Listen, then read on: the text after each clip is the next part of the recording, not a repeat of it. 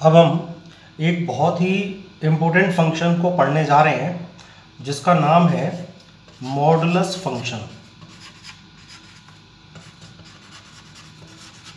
Modulus function, और इसी modulus function को एक दूसरे नाम से जाना जाता है और इसको कहा जाता है एब्सोल्यूट वैल्यू फंक्शन। और हम मॉडुलस फंक्शन को इस तरह से रिप्रेजेंट करते हैं that f x is equal to mod of x. ये जो साइन है ये मोड का साइन होता है। इस तरह से दो वर्टिकल बार बनाए जाते हैं एक्स के दोनों तरफ, इसको हम बोलते हैं मॉडुलस फंक्शन। मॉडुलस फंक्शन की प्रॉपर्टी ये होती है कि जो भी रियल नंबर इस फंक्शन से होके गुजरता है उसकी वैल्यू पॉजिटिव हो जाती है। यानी अगर कोई नंबर पॉजिटिव होगा तो वो पॉजिटिव ही रहेगा, जीरो जीरो ही रहता है। जीरो तो ना नेगेटिव होता है ना पॉजिटिव होता है, जबकि जितने भी नेगेटिव रियल नंबर्स होंगे वो सभी पॉजिटिव में कन्वर्ट हो जाएंगे। हम कुछ एग्जांपल लेते हैं इसको समझने के लिए। जैसे मान लीजिए एफ में फंक्शन में हमने एक्स की जगह पे 1 को पुट किया है, 1 की वैल्यू फाइंड आउट की, तो ये मोड 1 हो जाएगा और मोड 1 की वैल्यू 1 आ जाएगी। ऐसे ही अगर हम 0 लेते हैं तो ये मोड 0 हो जाएगा और इसकी वैल्यू 0 ही हो जाएगी। अगर हम 2 लगाएंगे तो इसकी वैल्यू मोड ऑफ 2 हो जाएगी और ये वैल्यू आ जाएगी पॉजिटिव 2। और जबकि अगर हम यहाँ पर -1 की वैल्यू फाइंड आउट करें तो मोड ऑफ -1 हो जाएगा और इसकी वैल्यू भी पॉजिटिव 1 ही हो जाएगी।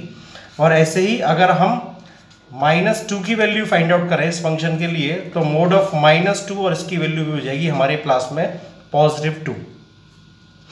अब ये बात आती है कि ऐसा होता क्यों है। तो इसका कारण ये होता है कि मॉडुलस फंक्शन की एक प्रॉपर्टी होती है कि ये जिस तरह के साइन को ऑब्जर्व करता है उसी तरह के साइन को एक बार अगेन उस नंबर पर अप्लाई कर देता है। इसका मतलब ये है कि मान लीजिए आपने f1 x की जगह पर 1 रखा है यहाँ पर फंक्शन में, तो ये हो गया मोड 1। अब 1 यहाँ पर एक पॉजिटिव नंबर है, तो जब भी हम यहाँ से मोड हटाएंगे तो ये जो हमारा नंबर है ये पॉजिटिव 1 है, मोड हटाएंगे तो ये अगेन इस पर एक पॉजिटिव साइन लगाएगा, तो फाइनली जो रिजल्ट रहेगा वो हमारा 1 ही रहेगा। ऐसे ही अगर 2 पर निकालते हैं हम वैल्यू f2 तो ये मोड 2 हो जाएगा। और क्योंकि 2 एक पॉजिटिव नंबर है तो जब हम मोड को यहाँ से हटाएंगे तो ये अगेन एक पॉजिटिव नंबर अप्लाई हो जाएगा, फाइनली हमारा रिजल्ट 2 ही आएगा। तो इस तरह से जो पॉजिटिव नंबर्स हैं उन पर मॉडुलस फंक्शन का कोई इफेक्ट नहीं पड़ता है। इन द सेम मैनर अगर हम 0 की बात करें तो ये मोड ऑफ 0 हो जाएगा। 0 पॉजिटिव और नेगेटिव कुछ भी नहीं होता है, ये तो न्यूट्रल होता है, तो फाइनली इसकी वैल्यू 0 ही आती है। जबकि अगर हम -1 की वैल्यू फाइंड आउट करें तो मोड ऑफ -1 का मतलब होता है -1 के ऊपर मोड को हटाने के बाद एक नेगेटिव साइन और अप्लाई हो जाता है और इस तरह से ये वैल्यू बन जाती है positive 1। In the same way अगर मान लीजिए हम f-2 फाइंड आउट कर रहे हैं तो ये हो जाएगा मोड ऑफ -2 और ये वैल्यू फिर बन जाएगी -2 और मोड हटाने के बाद यहाँ पर एक नेगेटिव साइन अगेन आ जाएगा, तो ये बन जाएगा पॉजिटिव 2। और इस तरह से हम किसी भी रियल वैल्यू के लिए उसको हम अगर हम एक्स पे पुट करते हैं तो हम फंक्शन की वैल्यू फाइंड आउट कर सकते हैं। और जितने भी हमारे पॉजिटिव रियल नंबर्स होंगे उनकी वैल्यू एज इट इज आ जाएगी, 0 की वैल्यू 0 ही आएगी, और जितने भी नेगेटिव रियल नंबर्स होंगे वो सभी हमारे यहाँ पर पॉजिटिव में कन्वर्ट हो जाते हैं। तो अब मॉडुलस फंक्शन को हम जनरलाइज वे में कुछ इस तरह से रिप्रेजेंट कर सकते हैं that f x gives value positive x when x is greater than 0. It gives 0 when x is equal to 0 and it gives -x when x is less than 0.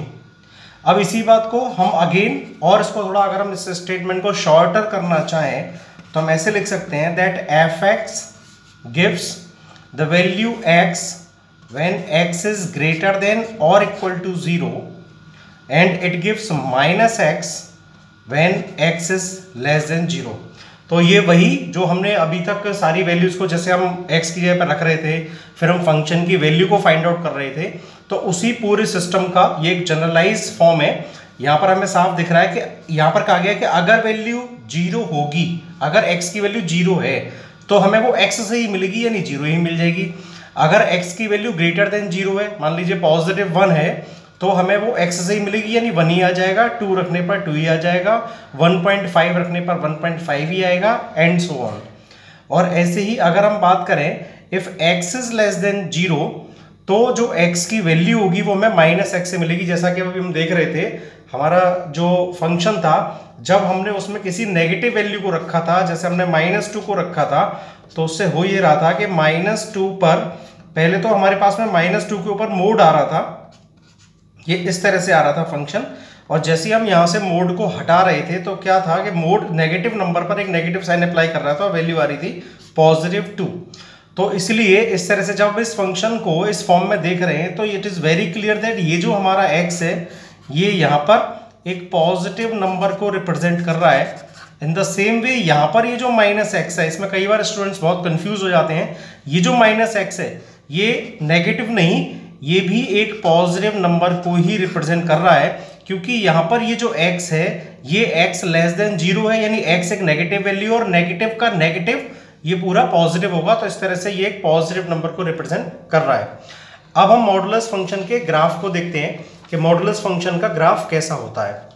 तो ग्राफ ड्रॉ करने के लिए सबसे पहले हमने दो परपेंडिकुलर एक्सिस ड्रॉ कर लिए, x एक्सिस और y axis, x dash y, और ये हमने इधर रिप्रेजेंट कर दिया y डैश। ये हमारा ओरिजिन हो गया।